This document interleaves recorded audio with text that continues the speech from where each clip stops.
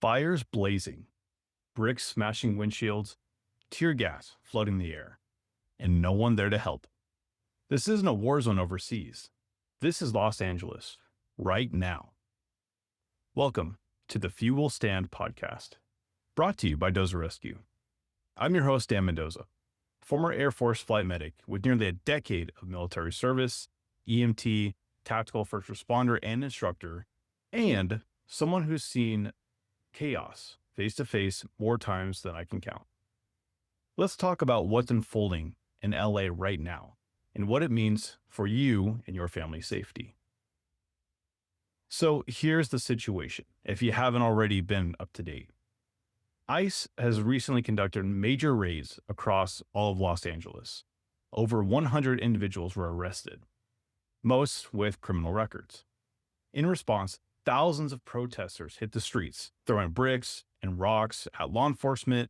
Officers deployed tear gas, flashbangs, riot control tactics. National Guard, over 2,000 National Guard members and more incoming have been deployed, as well as over 700 Marines, all within the city of Los Angeles. Streets are being blocked, businesses are closed. The 101 freeway was completely shut down due to a clash between rioters and law enforcement. And the rioters are trying to take control of the freeway and prevent traffic. This isn't something to ignore. This isn't a political debate. This is a tactical situation. And so if you live in or near LA, your number one priority should be to avoid the area. Avoid the mess, stay at home, reroute, delay your plans. Just don't get caught up in the crossfire of the chaos that's unfolding right now. It's not your fight and it's nothing to get involved with for no reason. The next thing is, we want to talk about protection from smoke and tear gas. Those are the main methods that are being used right now in the riot between law enforcement and the rioters. Rioters are just using a variety of homemade smoke bombs, and they're actually posting videos online of how to make these do-it-yourself bombs, their own versions. And obviously we have law enforcement who's fighting back with tear gas and their arsenal. But if you do find yourself near a protest or a riot, you need to be able to see. You need to be able to breathe and you need to be able to move. But most importantly, you need to get out of there. Especially if you're not directly involved in the conflict, it's time to go. So tear gas and smoke from fires and other inhalation occurrences, they will shut down your body pretty fast. And so you can't just use an N95 mask or a basic face mask that you would use for COVID. What I recommend is to get yourself a Mira safety gas mask. They have a variety of different makes and models, a little on the pricier side. You're looking in a couple $100 range, but that's going to be your best bet as far as your standard civilian over-the-counter products that you can purchase. But they are highly vetted, very well reviewed, very well rated. If you have access to legit military grade respirators and gas masks, things that we currently use in the military or other militaries use, then by all means use that. Just make sure that when you're buying used military grade respirators and things of that nature, that you're getting filters that are not expired, that they're still active, that they're still usable, and that there's no rips or tears or cuts or any kind of malfunctions with those filters. If you're using training filters or filters that are expired, it's going to do you no good. So just make sure that you're checking your equipment and making sure that you have appropriate working filters and a mask that's suitable and actually creates a tight seal on your face. So if you're interested in any of these products, I have links down in the description. Go ahead and check them out. If you're in the LA fires or LA riots or whatever the situation is, you want to make sure that you have a way to protect your respiratory system, your airway. I recommend having a good quality gas mask or air filtration system, not just an N95 mask or those little COVID masks.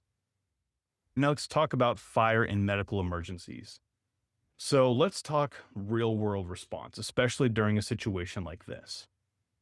So during events like this, fire and EMS systems are going to be overwhelmed. They're being pulled on standbys, mutual aid calls, or they're activated for large scale coverage. So you can't rely on fast 911 response times. So here's what you need to have on you.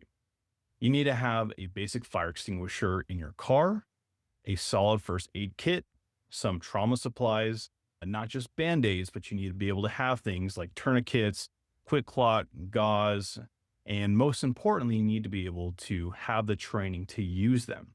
Then same thing goes with the fire extinguisher. Don't just buy one and then throw it in the car and forget it. Make sure that if it has brackets, it needs to be secured properly in the car so it's not banging around and breaks on you and opens in the car. Make sure that you're well aware of how to operate and use your fire extinguisher. And the same thing goes when it comes to the first aid supplies. You don't just want to buy something and throw it in the car and then you're not actually using it or training yourself on how to use it properly. I believe one of them got shot in the leg with a rubber bullet. Again, some of you may remember this. And the other riders who were with that individual decided that they would throw on a tourniquet. Number one, they throw in the tourniquet wrong, right? Inappropriately. They didn't need to. Number two, they actually did it wrong themselves. So they caused a lot of pain. They didn't apply it correctly and they didn't need to use a tourniquet for a rubber bullet. So just make sure that you get the training. If you need some training, you need some advice, feel free to check out my channel. I offer plenty of tourniquet videos and similar videos, but I also recommend for you to go get trained by a proper entity. This is going to be things like Stop the Bleed, a first aid course, things of that nature. But at the end of the day, when it comes to any fire or medical emergencies, especially when we're talking about riots like this down in LA, you have to be prepared to handle it yourself and not rely on first responders, as resources are going to be limited and they're going to be stretched very thin. So next, I want to talk about using your vehicle to stay safe. Now, a lot of you, I'm pretty sure, have seen the footage where cars are being swarmed and the windows are getting shattered. People are actually getting drugged out into the street. And let me be crystal clear. Your vehicle is a tool and it is your escape. And if your life or your family is in danger and being threatened, your car can be used as a weapon. You need to keep your doors locked. Keep your car moving, keep your windows up, and don't fall for any tricks that they may be trying to do to you. If they want you to roll your window down, if they're trying to hit you, they're trying to block you in your way, you're bigger than them. You have a car. It's couple thousand pounds of steel and plastic and a motor and engine. If you're in your car and you're getting swarmed, you need to push through the crowd. Save your family. It's okay. Do it. Right? I'm not trying to condone violence and I'm not trying to condone killing people. That's not what I'm doing here. If you guys are aware of Dozer Rescue, everything that we do on this is educational. For educational purposes, we want to train and educate everyone as best as we can. And we also talk about theoretics. And so in this case, if you are in that situation, you still have to move the car though. You have to get through, because the moment that you stop, you roll your window down, you open the door, you try to engage with one of these rioters or protesters, you are going to get taken advantage of and you're going to lose that car. Not only are you going to lose the car, but you will also likely be injured in some capacity. And if you have little ones or a family with you, they're all going to suffer too. So you cannot afford to become a victim or end up as the next viral video. You have to move with purpose and you have to act with courage.